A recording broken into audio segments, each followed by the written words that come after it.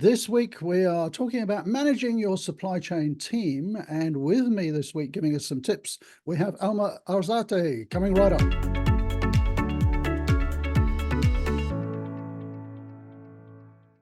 So welcome back, Alma. Great to have you with us. For those of you who don't know Alma, I'll put a LinkedIn link down below. But Alma's had a fantastic career in supply chain, by no means over yet. How long have you been in supply chain, Alma? Like over 25 years and 25 counting and years. counting. Going strong, still going strong. Yeah, you've been in electronics, automotive, you're now in pharmaceutical, you're now a director in supply chain in Medical pharmaceutical. devices, yeah, all Yeah, kinds of industries, all kinds of jobs. yeah.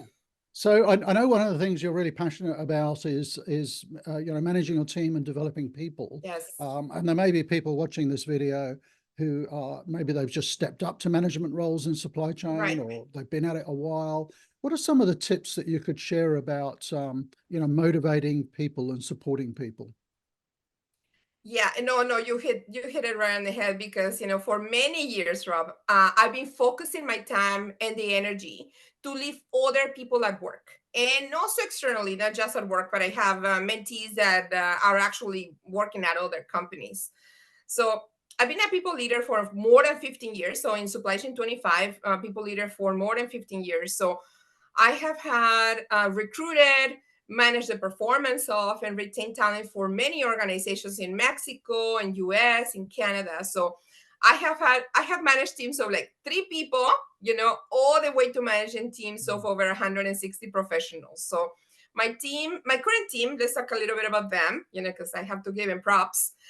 They comprise of many different backgrounds, and pretty much all the generations are represented. So I have managers reporting to me that finished uni a few years ago, while others are getting close to retirement. So how do I manage these many generations? How do I manage, this very diverse team with coming from different cultures, etc.? So I'm a big fan of the situational leadership model. And I'm pretty sure, Rob, being around supply chain for so long, you have heard about it. So using the situational leadership model, and this is not new concepts. It was actually developed originally in 1969. So it has been around for a while. But like using this model means that I try to meet people where they are, and support them according to their performance readiness level in regards to their ability, their willingness to manage a task, a function, objective. So it basically recognizes that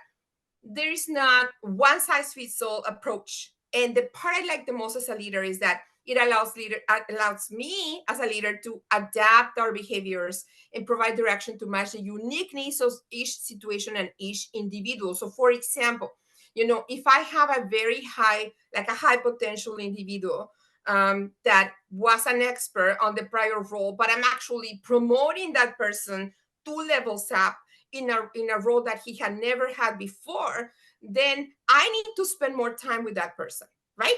Like we need to be available, we need to be accessible. I need to be a little more directive than I want to be, just because that person is learning. It doesn't matter that that person was very capable in the prior role. This is a new role, this is a new challenge, it's 2 levels up. I have to be closer to that individual. And then, if that person goes into that whole development curve and readiness curve, then you start taking a step back, a step back. But if our audience here on these episodes doesn't know about the situational leadership model, please visit and they're not paying me to do this, okay? So situational.com, that's basically their website. So you want to learn a little bit more about that model. And of course, there's many ways to develop people, right? We already talked about, like, we're going to talk about like coaching, the mentoring, the training, on the job assignments, right?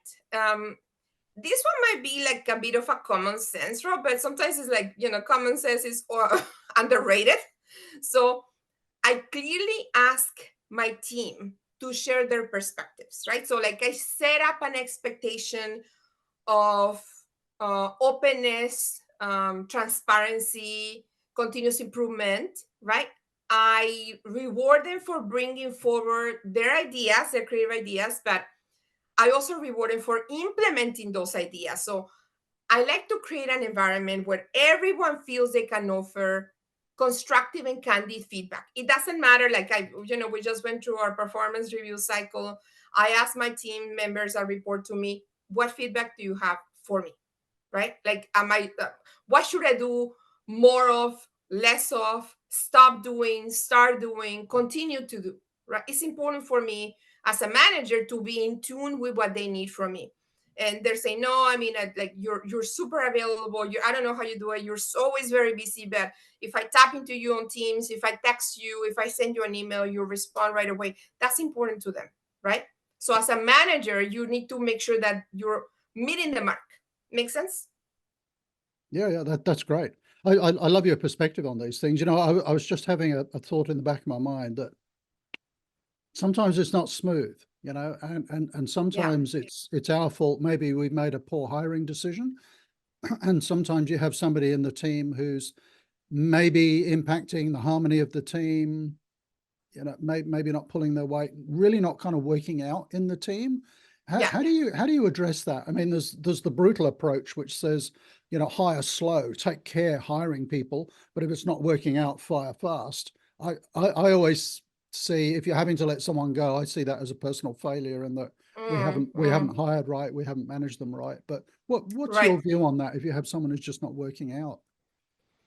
Well, you need to ask yourself, is that person not working out because that person is not in the right place to flourish? That Mm, person that's like, those skills that he or she brought to the table, because you hired that person for a reason. You saw something in that person mm, that you said, this person is going to be a good fit, for my team, a good fit in this company. So not all is lost. I have had people that I have to potentially move around and say, okay, why don't we give this person an opportunity here? I think it might be a better use of that person's mm, skills.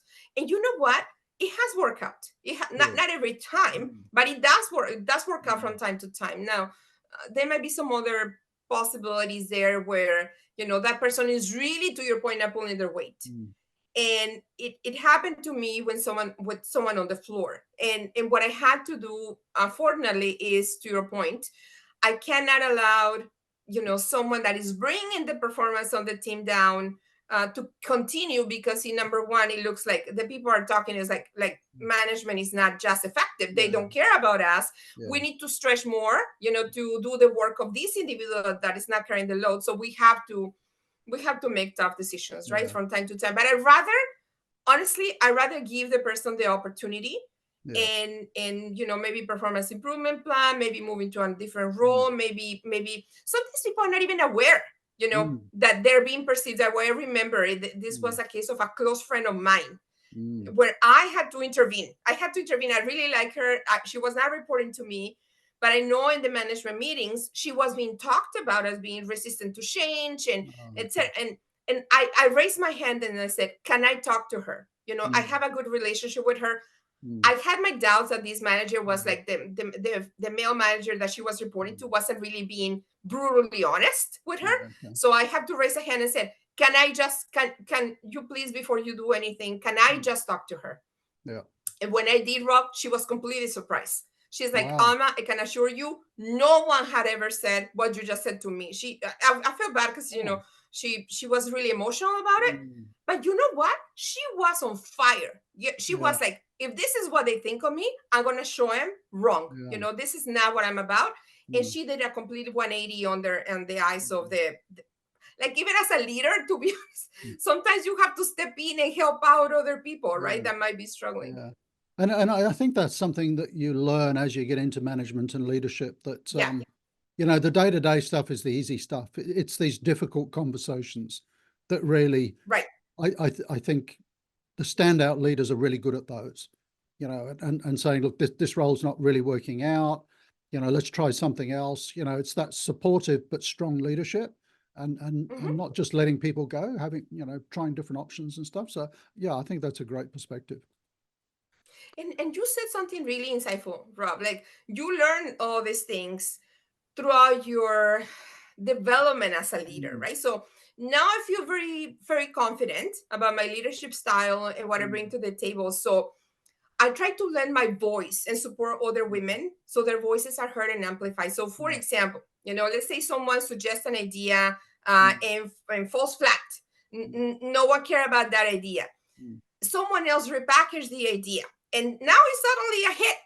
It's accepted by the team. So what I do is I remind everyone that the idea originated with the other colleague. And Yeah, sometimes, yeah, I don't want to say like male or female, but you can picture yeah. who's repackaging and who's Mm, like getting no credit, right? mm, So that's also important, right? Like yeah, if a colleague gets spoken over and mm, interrupted more than others during team yeah, meetings, I will also use my voice as a leader to mm, direct the attention back to yeah, the colleague, which unfortunately, as you know, yeah. it happens more frequently to female colleagues than to male It colleagues, can right? do. Yeah, it can do.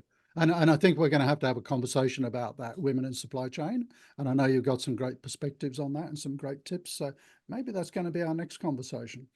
But We'll let's see. leave this one for now. So I think that's some great tips on managing teams in supply chain. And I know you've got a fantastic track record in that, Alma. So thank you for joining us today and sharing those tips. And if you want My to pleasure. follow Alma, we'll put your LinkedIn profile link down below. And Alma does some really cool stuff on LinkedIn. So make sure you connect. Thanks for joining Hopefully, us, see you Alma. there. Thank you so much, Rob. Bye for now.